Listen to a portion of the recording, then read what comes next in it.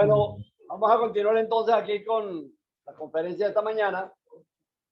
Tenemos el honor de presentar al doctor Freddy Isamber, que va a hablar sobre la absorción y el uso de surfactantes como mecanismo de fenómeno de superficie para la protección de la corrosión. Yo contacté al profesor Freddy para que hablara de emulsiones. Yo contacté al profesor Freddy para que nos hablara de la parte de emulsión, que tiene que ver mucho con la parte de absorción. Y en nosotros, inclusive ahorita en el trabajo que estaba presentando Eva, ¿no? Se vio allí parte de esto. Y sobre todo interés cuando habló también el profesor Macías Martínez en la parte de inhibidores para el uso de gas natural. Como aquí hay un grupo de jóvenes potenciales, por eso traje para ver si después hacemos una interacción entre la Facultad de Ciencias y el Centro de Estudios de Corrosión. Porque esta parte que estaba trabajando el profesor Freddy es muy importante en la parte de inhibidores orgánicos, que se utilizan muchísimo, no tanto a lo mejor en el tratamiento de aguas, en la parte industrial, pero sí en su mayor extensión en la parte del manejo de gas. El profesor Isamber tiene un doctorado en la Universidad de Pau, en Francia. Ha hecho pasantías postdoctorales en la Universidad del Norte de Carolina, de Estados Unidos. Trabajó 6 años en la empresa Indesca, precisamente nos está representando ahorita a Eva. Es profesor jubilado, ese jubilado lo dejamos aparte. Profesor emérito del Departamento de Química, donde ha sido director en 2 oportunidades. Esa es la actual gerente de empresa Insuquímica. Ha tutoriado más de 60 tesis en pregrado y posgrado. Tiene 60 artículos publicados y 3 capítulos en editor ejecutivo de la revista Ciencias y editor asociado de Sulfide Intelligence, investigador invitado ya y ha sido un profesor invitado por el laboratorio de fenómenos, el otro ahí, ¿cómo es? Fenómenos interfacial y recuperación de petróleo. En Mérida, bajo el cargo del doctor Salayer, fue, digamos, el padre de la emulsión acá. Entonces, bueno, adelante, doctor Freddy. La verdad que me place haber hecho tu presentación. Somos amigos hace mucho tiempo. Muchísimas gracias.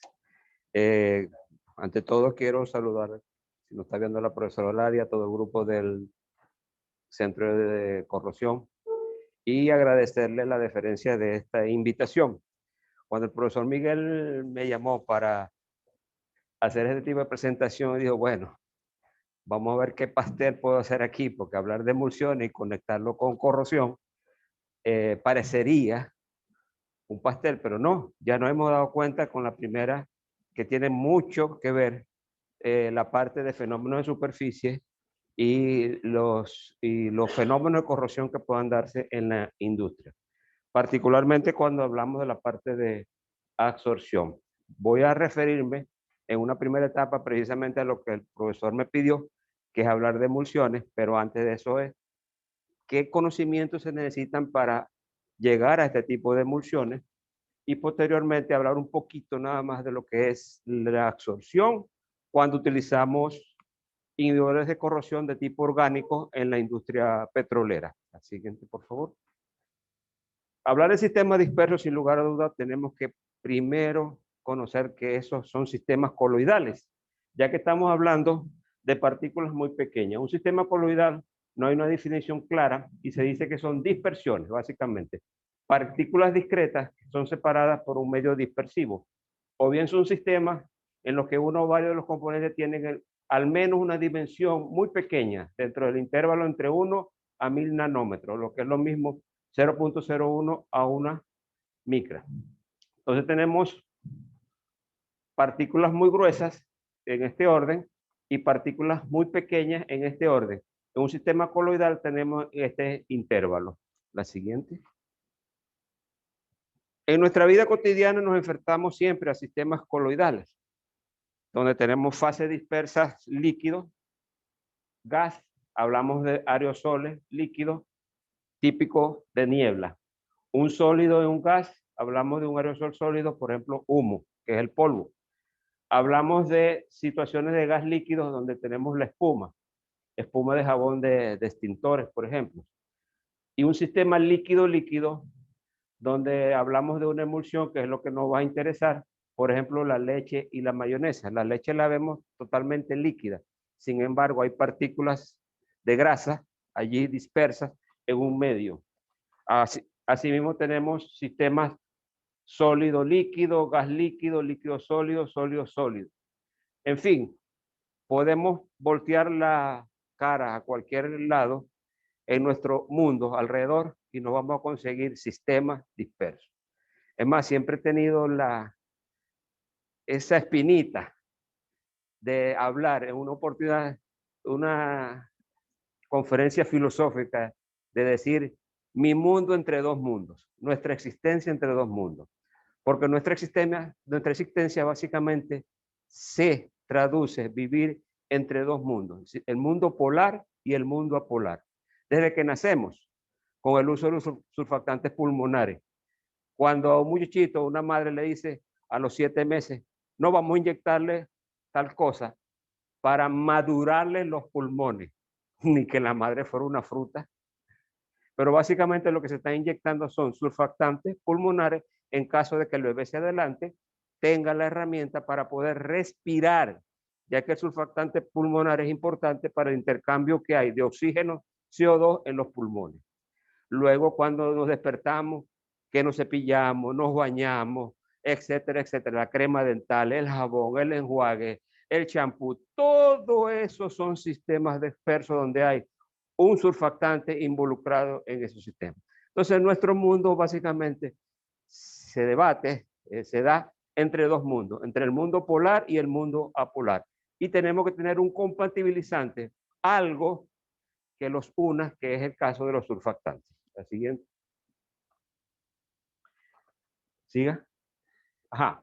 Entonces, ¿qué son las emulsiones? Básicamente es un sistema disperso, constituido por dos líquidos inmiscibles, agua, aceite. Hay una fase interna o dispersa que se encuentra en forma de pequeñas goticas en una fase continua, que sería la fase dispersante. Estos dos sistemas, lo que sería aceite y agua, son estabilizadas por un agente surfactante llamado emulsionante. Y básicamente son sistemas termodinámicamente inestables que tarde o temprano van a tender a separar. Una hora, un día, un mes, un año o toda la vida. Pero en algún momento el vidrio, con el tiempo, ustedes podrían decir, bueno, ¿cuándo se va a chorrear el vidrio? ¿Cuándo? No, es un sistema disperso y por lo tanto en algún momento en el tiempo, en años o miles de años, eso van a ver ustedes que va a cambiar debido a que hay un rompimiento del sistema termodinámicamente inestable. Entonces vamos a ver lo que es ese surfactante. La siguiente. Un surfactante, la palabra en español no existe. Proviene de la mezcla de 3 palabras en inglés. Surface Active Agent. Que pegaron toda esa broma y en inglés salió la palabra surfactant, que lo llevaron al español como surfactante. ¿Cómo traducimos esto entonces básicamente? Como un compuesto con actividad interfacial.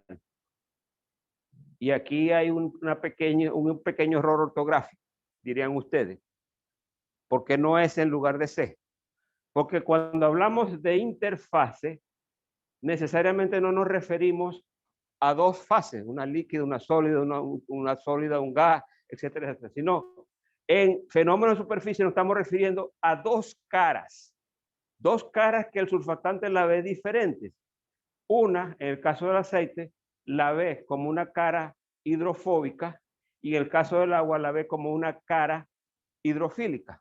Y por lo tanto, todo lo que se da allí son fenómenos de superficie producto de la diferencia entre dos fases, entre dos caras, llevando la palabra del inglés al español. ¿Ok? Entonces, el surfactante tiene una característica particular. Presenta una parte apolar hidrofóbica y una cabeza polar hidrofílica, de manera que cuando se coloca en sistemas que tienen distintos distintas características, agua, sólido, aire, él tiende a orientarse de manera de satisfacer esa doble afinidad, la afinidad polar y la afinidad apolar. Y no hay menor manera que hacerlo en la interfase. La cabeza, que es polar, se orienta hacia el agua y la cola, que es apolar, se orienta hacia el aceite. Igual sucede en un sistema aire-agua e igual sucede en un sistema agua sólido. Fíjense esta característica curiosa. De acuerdo a esto, ¿el aire qué es? ¿Polar o apolar?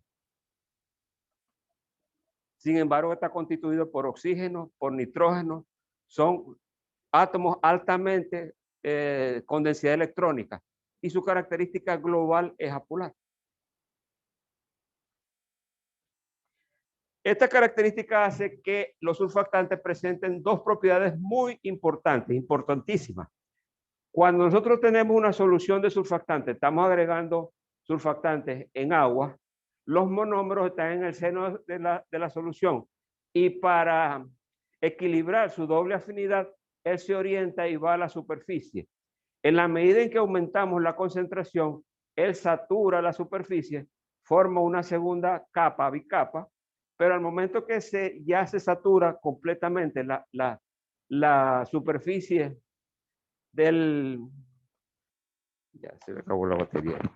A medida que se satura la superficie de la interfase, entonces no logra compensar esa doble afinidad, sino asociándose. Orienta sus colas hacia una parte interna y las cabezas hacia una parte externa, formando una especie conocida como micela. El punto en el cual una molécula de surfactante es suficiente para que se forme esta micela, se conoce como concentración micelar crítica y es una característica importantísima en el surfactante porque es la que nos dice hacia dónde debe apuntar al momento de su utilización, de su uso. La siguiente, por favor. Cuando tenemos baja concentración del surfactante, ¿verdad? Él está como monómero en una relación de equilibrio interfase seno de la solución. Aumenta la concentración y él tiende a saturar una interfase. Entonces aquí ocurre ¿qué? Dele. Básicamente ahí tiene una interfase absorbida. Sigue aumentando la concentración, siga, ¿verdad? Hasta el momento en que una molécula propicia la formación de la micela, la aparición de micela. Y posterior a este punto, básicamente no hay cambio en el valor de la tensión superficial y tenemos una solución micelar. Muy importante en aplicaciones médicas, farmacéuticas, alimentarias, la emulsión Nescop, un medicamento, eso es una solución micelar. Básicamente estamos utilizando el aceite de hígado de bacalao, que ahora incluso le echan sabores, fresa, naranja, todo. Pero ¿debido a qué? A que ese saborizante, que es de tipo aceite, logra solubilizarse en el seno de la micela y cuando la degustamos, que se rompe la micela, pues sentimos su sabor. ¿Ok? Continuemos. Estas propiedades básicamente dan lugar a infinidad de aplicaciones que, como les decía, en nuestra vida diaria, dado por estabilización eléctrica o estabilización estérica. Siga dándole a todo. Tenemos situaciones en las cuales formamos una emulsión que se puede aplicar en recuperación mejorada de crudo. Tenemos situaciones donde lo que buscamos es el fenómeno de adhesión, como el caso de pinturas. Situaciones donde tenemos emulsiones de espuma, suspensiones, las espumas de uretano. Por ejemplo, la detergencia. ¿Qué es la detergencia? Porque un sucio se separa en el lavado. Cuando tenemos un sucio, básicamente la partícula de sucio se deposita sobre la ropa. ¿Ok? Hay una fuerza de atracción entre las dos. En la medida en que agregamos el surfactante, la gota lo que hace es cambiar su mojabilidad. de totalmente esplayada sobre la superficie va cambiando a circular porque cambia el ángulo de contacto en la superficie. Cuando ocurre el movimiento de lavado, básicamente hay un punto en el cual el sucio sale. Pero ahí no termina el cuento del lavado. El sucio sale, pero si no lo atrapamos, si de alguna manera no permanece en la solución, él vuelve a depositarte sobre la ropa y aparece lo que nuestras viejitas llaman andar con la ropa percudida. Porque básicamente ese sólido se redeposita sobre la superficie. Entonces necesitamos agentes de suspensión, además de agentes de detergencia, dentro de una formulación de lavarropa. Entonces fíjense lo complicado dentro de un sistema cuando queremos formular. No es hacer un toddy, no es hacer un cerelac, no es mezclar cosas y obtenerlo, como mucha gente que se ha puesto a vender productos de limpieza, de miles de cosas, donde básicamente abren una página de YouTube, le dan la receta y ya. Va a depender de las condiciones que tengamos para hacer un cambio de la formulación y optimizar, maximizar la eficiencia de las cosas que queremos destacar. Sigamos. En hidrofobación hay una parte también interesante. Flotación es la recuperación de minerales por flotación, por ejemplo. En hidrofobación, los insecticidas o biocidas en general en la industria de la agricultura. Si usted agrega un insecticida, este se deposita sobre la superficie de la hoja. Pero ¿qué pasa cuando llueve? Se arrastra.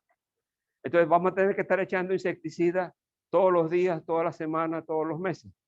Se hace una formulación con surfactante para que el surfactante permite hidrofobar el biocida, quede sobre la superficie de la hoja y cuando llueva no sea arrastrado y perdure en el tiempo. Ese fenómeno se hace gracias a la presencia de una formulación con el uso de surfactante. Siguiente. Hablamos mucho de surfactantes. No, sí, doctor. De todo, sí. Hablamos mucho de surfactantes, pero ¿qué son estos señores? Básicamente son especies químicas que tienen las características, una cola no polar larga y una cabeza polar. Un paréntesis. ¿El propanol será un surfactante?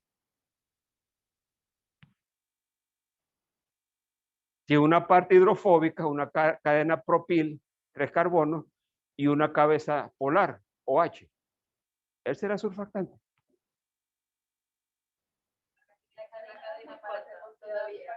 Exactamente. Los alcoholes, o en este caso específico, el propanol es un tensoactivo. Él cambia la característica de tensión interfacial, más no es un surfactante, porque él no es un agente de superficie que cambia precisamente la interacción de esas dos superficies. Tiene que llegar al punto en el cual haya esa doble afinidad para que podamos hablar de surfactante. Moraleja, todo compuesto que tenga esta doble característica, polar a polar, es un tensoactivo. Más no todo tensoactivo es un surfactante. En este caso hablamos de compuestos hidrótopos.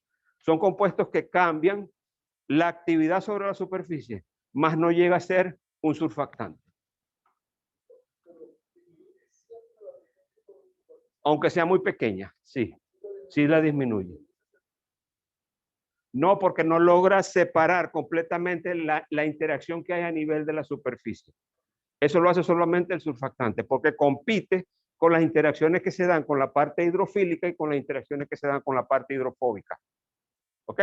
Cambia así las características y por eso es que los alcoholes de cadena corta, 4, 5, 6, 7, se utilizan en una formulación de surfactantes y se le conoce como cosurfactantes, pero no son surfactantes, son hidrótopos.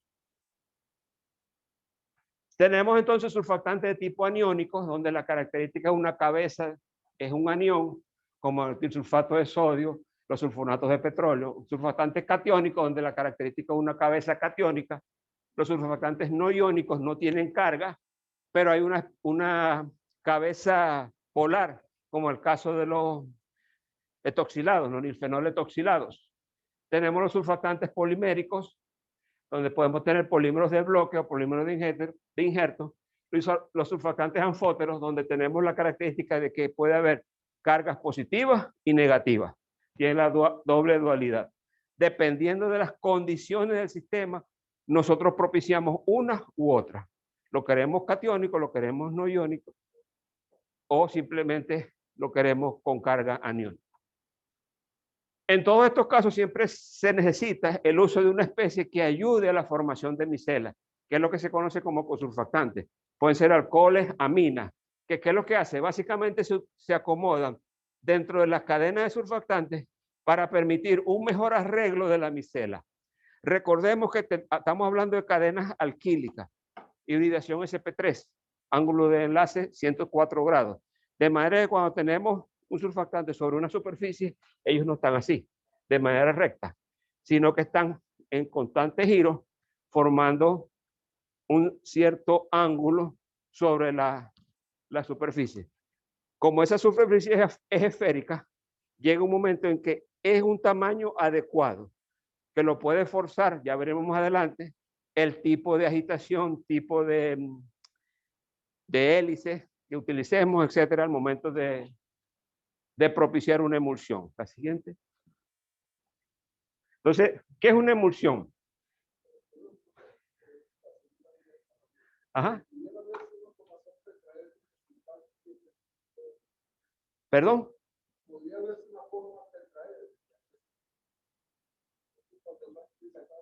Sí hay un ángulo de enlace, pero recordemos que él no está solo, sino que está acompañado por moléculas de agua, por sales que hay en el medio, de manera que ese ángulo no exactamente siempre es de 104, se puede restringir o ampliar alrededor de eso, exactamente. Al clasificar una emulsión, esto lo podemos hacer según la naturaleza de la fase externa. Cuando tenemos gotas de agua dispersas en un aceite, que es el caso típico del petróleo, hablamos de emulsiones del tipo WO, Water in Oil. Cuando tenemos gotas de petróleo rodeadas de agua, tenemos emulsiones de tipo OW, Oil in Water. Pero se puede dar el caso también de emulsiones múltiples, donde tenemos una gota de crudo en agua y esta gota de agua en crudo. Entonces hablamos de emulsiones OWO, o lo contrario, emulsiones de agua en crudo y a su vez en agua, WOW. Todo ese tipo de cosas lo podemos lograr a través de procedimientos de emulsionación. Según el tamaño y naturaleza de la partícula, podemos tener macroemulsiones, cuando podemos ver a simple vista en un microscopio gotas grandes y pequeñas de un tamaño que va desde las 0.2 a los 50 micras, y microemulsiones, partículas dispersas en un rango de tamaño mucho más pequeño, que ya vamos al nivel de 0.01 a 0.2 micras. Tenemos que utilizar microscopios mucho más potentes. Pero este tipo de emulsiones son más estables, más difíciles de romper. El que haya estado en la industria petrolera habla de deshidratantes. No, que eso es, primero se utilizan dos tipos de compuestos. Uno que es la separación la coalescencia de gotas, por lo tanto hablamos de coalescedores, y luego quedan las gotas más pequeñas, difíciles ya de sacarle el agua, y hablan de secantes. Básicamente es que estamos rompiendo microemulsiones, partículas mucho más pequeñas, que son más difíciles de acercar de acuerdo a las repulsiones que hay entre ellas, y por lo tanto más difícil de eliminar el agua en ese tipo de situaciones. ¿Seguimos? Ahora, si tenemos una emulsión, ¿cómo la podemos evaluar? En primer término, haciendo un análisis de conductividad eléctrica. ¿Quién conduce la electricidad? El agua. Por lo tanto, si yo logro detectar electricidad en una emulsión, sin lugar a dudas, yo digo que lo que está rodeando la gota es agua. Por lo tanto, tenemos una emulsión del tipo OW, Oil in Water. Si no hay conductividad, pues simplemente no conduce, y lo que tenemos es como fase dispersa el aceite que no conduce electricidad. Entonces tenemos una emulsión del tipo WO, Water in Oil. ¿Ok? El siguiente es la estabilidad. Yo formo una emulsión, ustedes lo pueden hacer. Mezclen aceite de comer y agua. Ustedes agitan, se pone turbia. pero no pasan 10 segundos cuando esto se separa. Ahí hemos formado gotas de aceite en agua, pero como no hay nada que la estabiliza, esta se separa. Por lo tanto, también tenemos que evaluar la estabilidad. Ya dijimos que son sistemas termodinámicamente inestables que en algún momento van a llegar a separarse. Luego tenemos propiedades rheológicas. Si estamos en la industria, por lo menos yo necesito impulsar un fluido. Me interesa entonces que la viscosidad sea baja. Por lo tanto, tengo que lograr, si tengo un sistema emulsionado que necesito transportar, necesito las características apropiadas de baja viscosidad para poder transportar ese fluido. Luego tenemos tensión interfacial. En el caso de la deshidratación del crudo, yo necesito que las gotas coalescan, que se unan para separar el agua del aceite. Para eso necesito cambiar la interacción de gotas entre ese sistema y ahí estamos hablando de la tensión interfacial. Y finalmente, muy importante, ya lo dijimos, relacionadas con las propiedades rheológicas, el tamaño promedio de gota y la distribución de ese tamaño dentro del sistema emulsionado. Ahora, ¿de qué dependen estas propiedades? Siguiente. No lo voy a dar. Básicamente, de lo que conocemos como variables física-químicas. Al mezclar, al formular, yo tengo que tomar en cuenta estos 4 bloques de condiciones. La formulación, la composición, las características flowmecánicas y lo que se conoce como el protocolo de emulsionación. Cuando decimos formulación es, ¿qué estamos mezclando? Estamos mezclando un surfactante, estamos mezclando un aceite, estamos mezclando agua. Ahora, ese surfactante puede tener distintas características, catiónicos, aniónicos, poliméricos, como ya vimos. El aceite es la fase orgánica, puede ser de cadena corta, cadena larga, por lo tanto va a tener distintas características.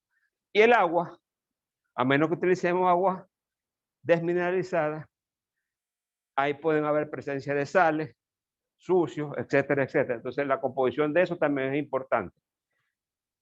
Variables de composición, la proporción relativa de agua y aceite y la concentración de estos componentes que hemos estado hablando. Las variables flowmecánicas se refiere al tipo e intensidad y aparato en el cual hacemos la agitación. Y el protocolo de emulsionación es cuánto tiempo de agitación le damos, qué tipo de turbulencia, agitadores de aspa o de cuchilla, podemos usar cavitación, podemos usar ultrasonido, hay diferentes tipos de protocolos de emulsionación. Y la pregunta aquí, ¿utilizamos o no surfactantes? También es importante para saber la estabilidad de las gotas de emulsión que se forman. Básicamente todo esto, además de las variables físico-químicas que están involucradas, sin lugar a dudas tenemos que tener una interpretación estructural. ¿Qué tipo de compuestos y características de esto están involucrados en el proceso de emulsionación? La siguiente. De manera tal que en las emulsiones, siempre lo que tratamos de buscar la formación de micelas, mezclando agua y aceite a través de un compatibilizante que es el surfactante. Entonces la emulsionación implica una agitación vigorosa utilizando homogenizadores, mezcladores o ultrasonicación. La siguiente. Ahora bien, la formulación. En el pasado, a una persona totalmente analfabeta se le pagaba un dineral, por ejemplo, para fabricar salchicha. La salchicha es un batido ahí de carne con grasa, que por lo tanto que no debe separarse. ¿Qué hacía esta persona analfabeta? Metía la mano, no, le falta más agitación, le falta más temperatura. Pero no tenían conocimiento, una papa de idea de lo que estaba allí. Y eso es alquimia pura, el pasado. En el transcurrir de los años, la gente empezó a decirse, bueno, yo necesito tener una explicación de lo que está ocurriendo. Y ahí surgieron las teorías que lo que intentan es dar un conocimiento de la medición de la formulación. La primera teoría fue en 1949, que se conoce como la teoría de HLB o la teoría del balance hidrofílico-lipofílico. Estamos diciendo que es un equilibrio que se debe establecer entre la parte polar y la parte no polar. Un señor, Griffin, si mi memoria no me falla, ese año estableció como parámetros, tomó el ácido estiárico. El ácido estiárico sin disociar es no polar y le dio un HLB de 0. Lo separó disolviéndolo con hidróxido de sodio y obtenemos ¿qué? Estiarato de sodio. A ese estiarato de sodio le dio un valor de HLB 30. Todo lo que tenemos entre esos dos rangos, entre 0 y 30, va a tener un diferente HLB. Y de acuerdo a ese diferente HLB, el surfactante va a tener una determinada propiedad y aplicación. Entonces hablamos de agentes emulsionantes, hablamos de agentes dispersantes, hablamos de agentes humectantes, hablamos de agentes hidrofobantes, etcétera, etcétera, etcétera. Todas las propiedades que hemos visto en ese rango. Sin embargo, Griffin lo estableció con un único compuesto químico y me daba un surfactante de qué tipo? Aniónico, una cabeza polar cargada. ¿Qué pasa con los surfactantes no iónicos, con los surfactantes del tipo polimérico y con los surfactantes que tienen doble carga? Fallaba la teoría de Griffin y por lo tanto surgió un nuevo concepto que es la relación R de Windsor en el año 1954. Esta teoría es eso, una teoría. No tiene posibilidad de experimentación para poder determinarla. Sin embargo, Windsor lo que dijo es lo siguiente.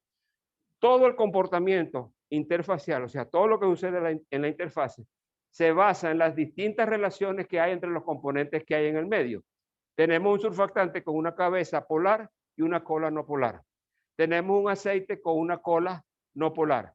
Hay una interacción entre las moléculas del aceite y la cola del aceite con la cola del surfactante. Tenemos agua, tenemos sales.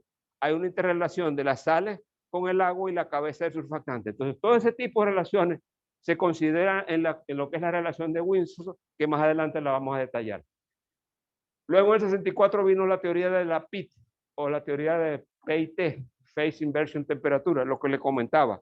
Eso se fue derivado por Shinoda. Y él observó que al colocar un surfactante en agua, yo lo puedo sacar del agua simplemente aumentando la temperatura. ¿Por qué? Porque cambiamos su característica hidrofílica y lo hacemos lipofílica. ¿Temperatura qué es?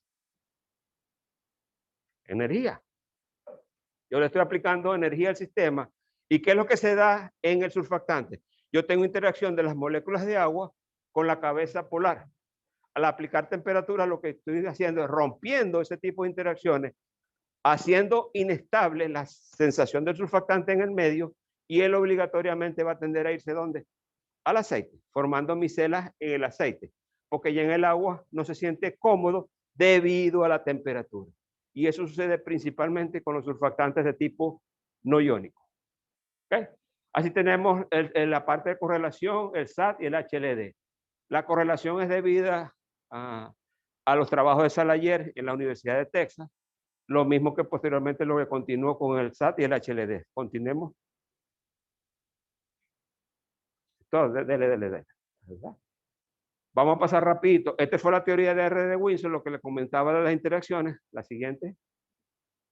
Y esta es la expresión que derivó Windsor.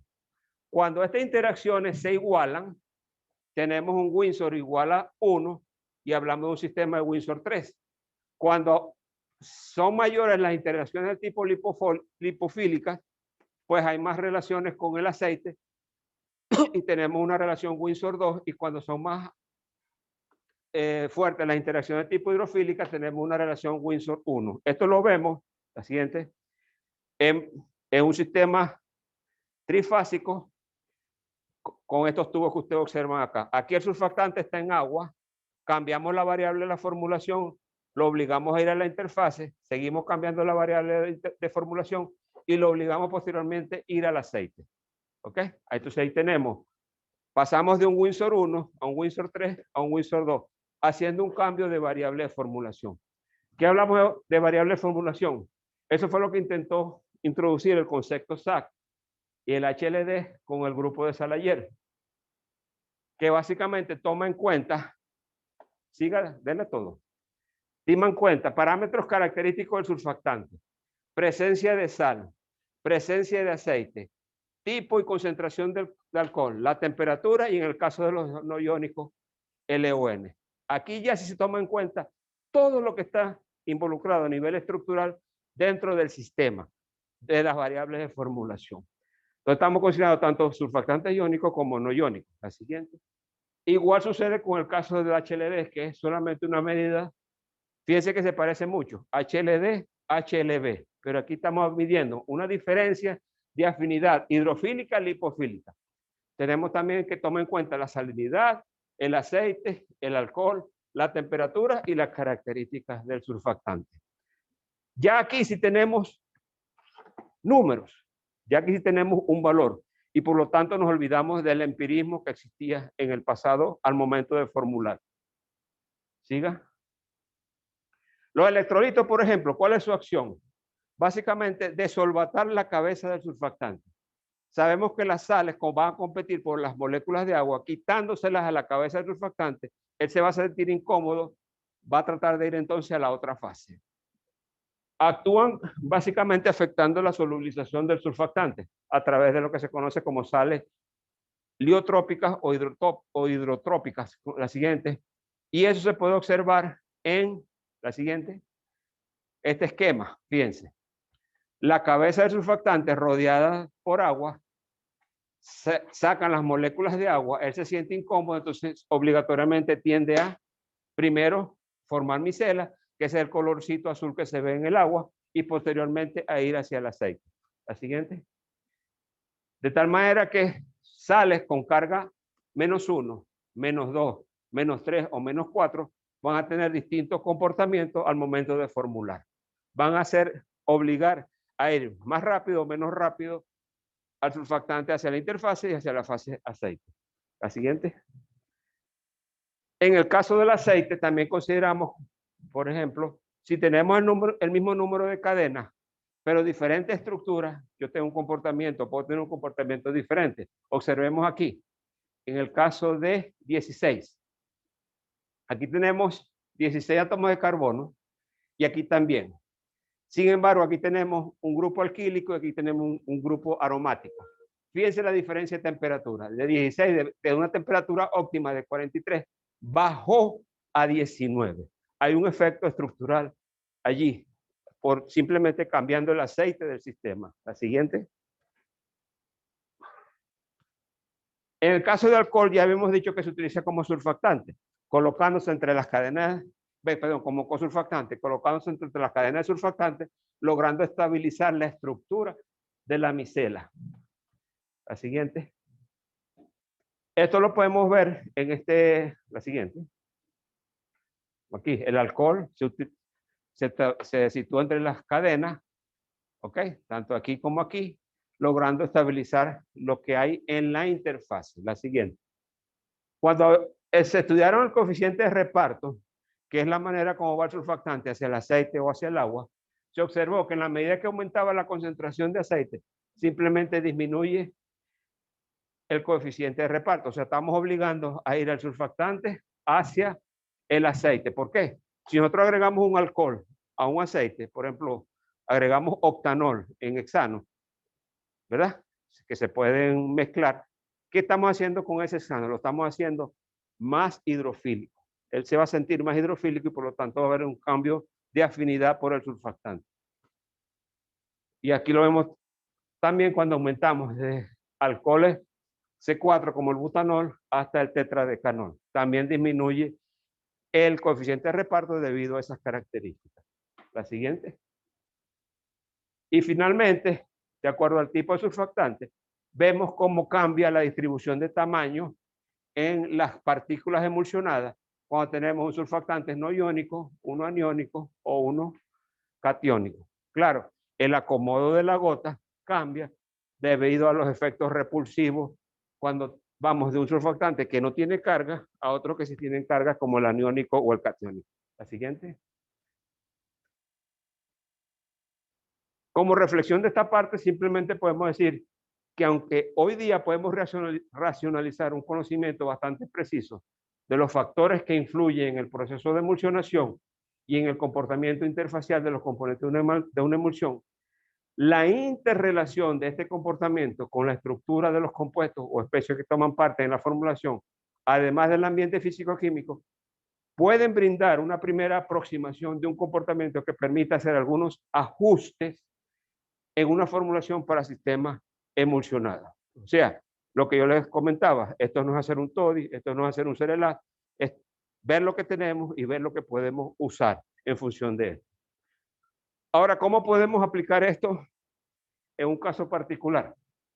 Sistema disperso en la industria, caso del sistema agua crudo, el petróleo, con los inhibidores de corrosión. ¿Ok?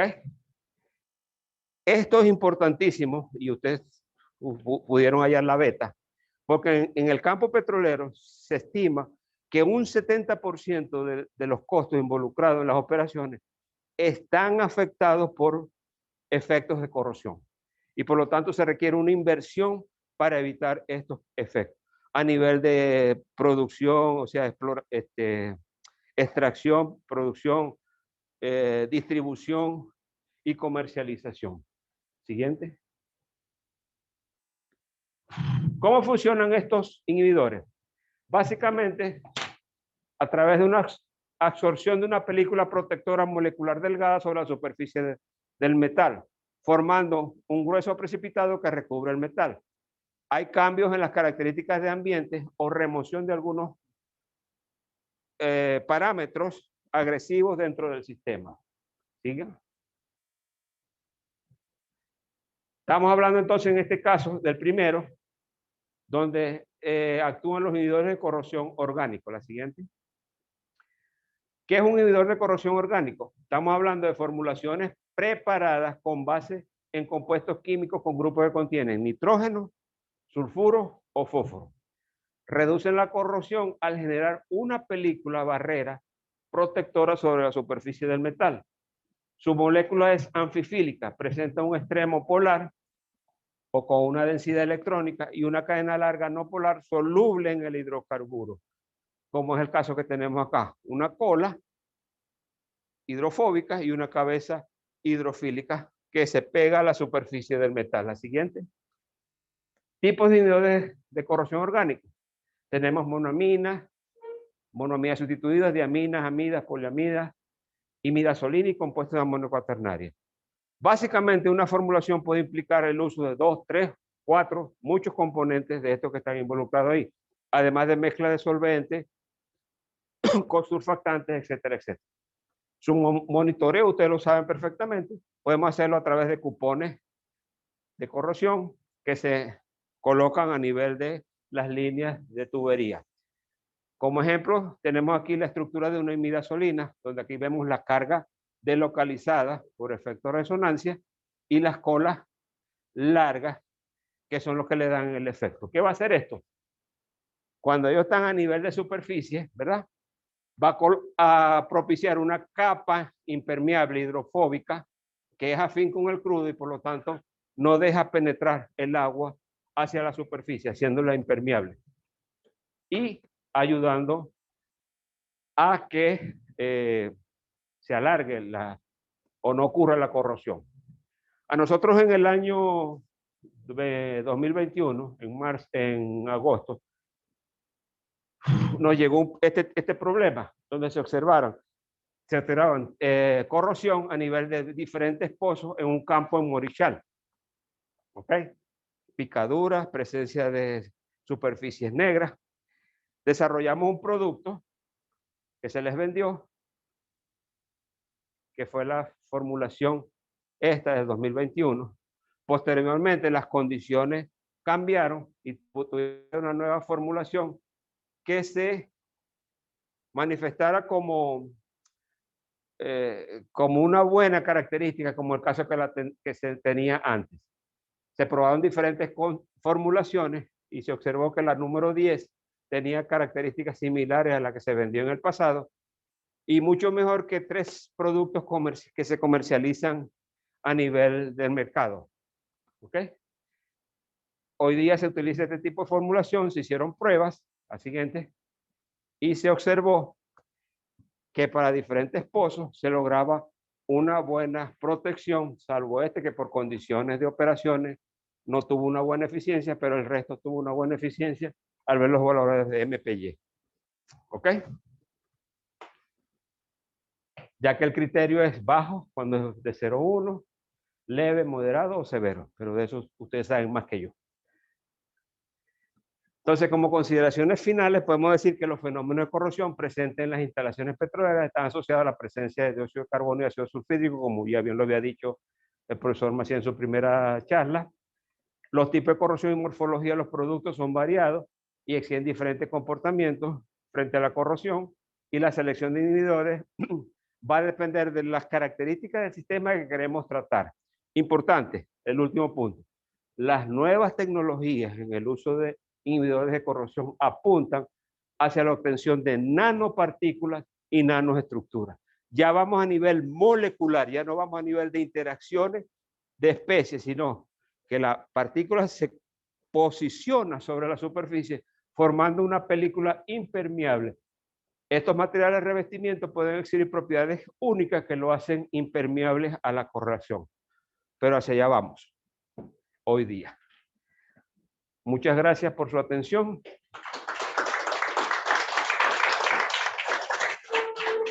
Si hay alguna pregunta. Ajá, la profesora Matilde, ¿cómo está? Me comenta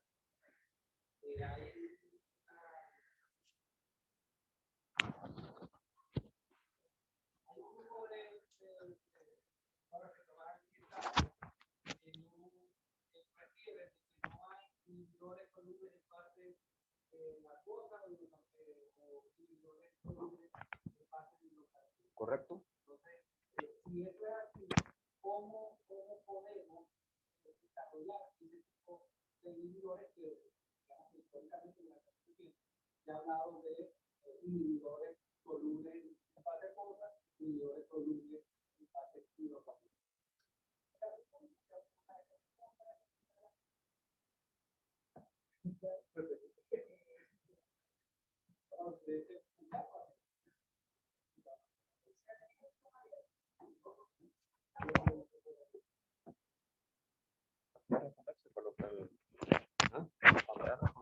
Ah, ya, perdón.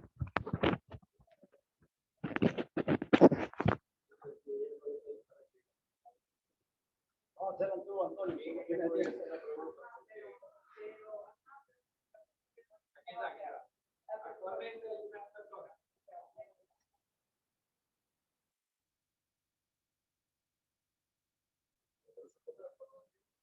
Ya no, listo. Sí, exactamente. Eso es lo que le iba a responder. El compuesto no es el que es soluble o afín al agua o al aceite. Es la formulación global. ¿Ok? Ok, yo ahí no tengo o puedo tener distintos componentes, distintas mezclas de solventes. Por ejemplo, yo puedo utilizar, además del agua, puedo utilizar un alcohol, puedo utilizar butiloxitol y cualquier compuesto que me permita compatibilizar esos componentes que hay en la formulación y la haga afín o bien al agua o bien al crudo, en este caso, o bien al aceite. Incluso, nosotros vamos mucho más allá. Una vez que tenemos la formulación, las mezclamos con crudo, o la mezclamos con queroseno, o la mezclamos con gasoil. Si no soporta esa mezcla, por supuesto que no la podemos aplicar, porque hay una incompatibilidad en los sistemas. Pero en el momento de utilizarlo, siempre le piden, mire, yo quiero un inhibidor en base a agua, o yo quiero un inhibidor en base a aceite. Eso no quiere decir que yo tenga que limitarme a inhibidores que sean estrictamente solubles en agua o estrictamente solubles en aceite, porque yo puedo lograr compatibilizarlo. Es más, la imidazolina. Si yo le agrego ácido, ¿qué hago? Pues formo una carga formal positiva sobre ella y de un compuesto, en principio no polar, lo hago polar y por lo tanto lo hago soluble en agua. ¿Y eso cómo lo logré? Agregándole ácido. Es el mismo compuesto, pero yo puedo hacerlo soluble en aceite o soluble en agua, dependiendo de lo que mezcle, de lo que formule. Por eso se habla de una formulación de un inhibidor. no de un inhibidor como compuesto único. Es una mezcla de compuestos que actúan como inhibidores de corrosión. En el caso de una mina fílmica, por ejemplo, ¿cómo sería para protección en los sistemas de crudo? Específicamente yo le puedo dar un caso, que es ese que veo allá, el cloruro pirilidonio. Dodecilpirilidonio es una cadena larga de 12 carbonos con una cabeza polar, porque es catiónica, ¿verdad? Él va a la superficie y forma, por supuesto, una capa fílmica. La pregunta es, ¿persistente en cuánto tiempo? Entonces yo tengo que ayudarla no solamente a que se coloque, sino a que persista en el sistema en el tiempo. En eso también tenemos que jugar con la formulación. Okay. Gracias, profe. A la orden. Profe. Agarra aquí para que te escuchen. Creo que con respecto a las partículas coloidales que estaba viendo al principio, dadas las propiedades o facultades que tienen los fluidos tixotrópicos, también pueden ser conocidos o pueden ser utilizados como algún inhibidor o algo por el estilo. Mire, todo depende. Porque en principio, cuando yo voy a desarrollar un inhibidor, ¿qué es lo primero? Vamos al caso que me entienda, como decía el profesor Macías. Vamos a hablar de noche. Cuando usted va al médico, el médico lo mira y usted no habla. ¿Cómo lo va a recetar? Primero hace una evaluación. Dice, mire, yo tengo fiebre, yo he vomitado. Entonces, primero nosotros tenemos que hacer una evaluación del sistema. ¿Qué está ocurriendo? ¿Qué observo yo de esas plaquitas? Tengo sólidos negros, tengo picaduras, porque puede ser provenir solamente de H2S, puede provenir de una combinación de H2S, CO2. Puede haber presencia de carbonatos que se descomponen para generar CO2 o propician la incrustación, que por lo tanto eso da lugar a agarre de bacterias que propician la acción de bacterias ferrorreductoras en el crudo y por lo tanto hay un ambiente agresivo.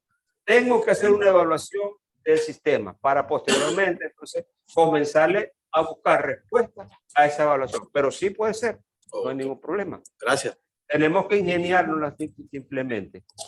Y yo les coloco, para terminar, profesor, un ejemplo. El profesor Salayer desarrolló un compuesto, que también se mete en la parte química. Él tiene la grandísima ventaja que tiene las dos carreras. Él es químico en primera instancia y posteriormente ingeniero químico. En Francia, el que quería ir a la mejor universidad de Francia en ingeniería, que es la Universidad de Nancy, tiene que hacer un curso, lo que llamaría aquí curso propedéutico de un año, y sacar 19 y 20 en física, química y matemática. Él quería estudiar ingeniería y lamentablemente sacó 18 en matemática. No pudo entrar a ingeniería. No perdió tiempo, se inscribió en química. Al año siguiente volvió a presentar y sacó bien todas sus notas, comenzó ingeniería, pero no dejó química. Entonces él se graduó, llevó las dos carreras simultáneamente, se graduó de químico y al año se graduó de ingeniero químico.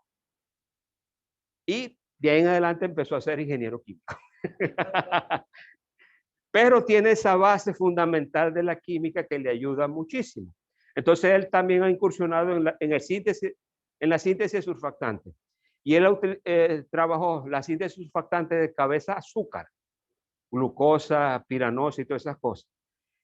Y hubo una gente de Sudáfrica, la gente de Baker en Estados Unidos, vino a comprarle el surfactante como producto. Y se sentaron a discutir. Cuando lo están discutiendo, le dice, ¿por cuánto le podemos dar por el producto? Y él dice, $1. Todos en el laboratorio se le quedaron así como, ¿está loco? Lo que no ha costado eso, ¿qué está? No, $1. Cuando la gente se va, él dice, profesor, usted está loco. ¿Cómo va a vender eso por $1? Eso puede haber pedido $50,000, lo que sea. Yo puedo vender el producto, pero ahora falta saber qué van a hacer ellos con ese producto. A los 6 meses vinieron para que le enseñara a formular con ese producto. Y ahí sí los clavó con $200,000.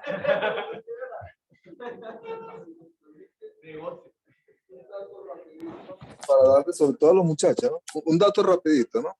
El profesor Salayer, él fue director de la Escuela de Ingeniería Química de una de las mejores universidades del mundo, que es la ULA. La ULA. No me digo por qué. Fundador. Fundador. No, fue director en el año 73. Hábleme de los Andes porque hay 13. No. No, y yo soy asimilado. No, yo soy maracucho por accidente, pero gocho de corazón, hermano. Mire, en la web existen de los trabajos del Instituto de Fisicoquímica, creo que se llama algo así, en la ULA de Salayer. Hay como 15, el FIRM, hay como 15, yo bajé la otra vez como 15 trabajos, y como aquí hay muchos jóvenes que seguramente van a incursionar en el campo empresarial, en la parte de formulación de compuestos químicos, hay unos trabajos allí interesantes que son guías para cuando ustedes quieran formular compuestos químicos que es interesante. Sí, se llaman cuadernos FIR. Cuaderno, esa es la palabra. Se meten en la página FIR y eso está para todo el mundo, para que lo quieras consultar. FIRM. RP, para que anoten, FIRP, anótenlo por ahí los interesados. Sí, el laboratorio desde formulación, interfase, reología y procesos. Exacto. FIR. Sí, en el caso de los inhibidores, una de las cosas que no tenemos que olvidar es que se tienen que dosificar en proporciones de ppm, preferiblemente ppb. Exacto. Preferiblemente, pero bueno, por lo menos ppm. Y en el caso de la pregunta que tú mencionabas, yo creo que la parte de tixotropía, que es una variación de la viscosidad con los esfuerzos, ¿verdad? Que disminuye la velocidad. Tal vez aquí tal vez no sé si se aplica mucho porque creo que no cambia las propiedades de viscosidad con una concentración tan pequeña, ¿no? En este caso. Eso es correcto. Eso, ¿verdad? Sería ya a nivel macro, como en el caso de la emulsión. Exacto, a nivel macro. Como cuando uno aplica pintura en una pared. Si uno la aplica con así suavecito, cuesta, ¿no? Pero si la aplica más rápido, baja la viscosidad porque aumentan los esfuerzos. Más o menos esa es la idea. Para los aplicadores sí es muy interesante, ¿verdad? Aplicadores de revestimiento. Aquí está Valentina. Bueno, muchas gracias al profesor Isamber. Doctor, amigo Freddy Isamber, tiene su certificado para que diga la señora que vino para acá, por si acaso, ¿no? A la hora del almuerzo. Y ojo, observación, el profesor no me ha limpiado los zapatos, por lo tanto no tiene derecho a llamarme doctor. Mira,